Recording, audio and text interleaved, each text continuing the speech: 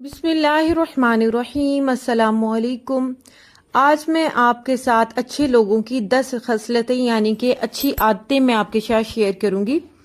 Video में आगे बढ़ने से पहले हमेशा की तरह मेरी आपसे रिक्वेस्ट होती है कि प्लीज़ मेरे चैनल को सब्सक्राइब करना ना भूलें, बेल नोटिफिकेशन को ऑल पे कर दें। जज़ाकिल्लाह।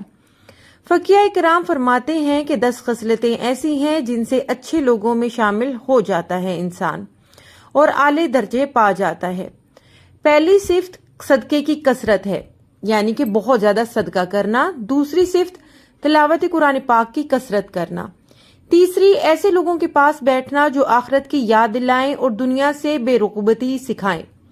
चौथी सिला रहमी यानी कि रिश्तेदारों के साथ अच्छा सलूक। पांचवी बीमार की मिजाज पुरसी करना।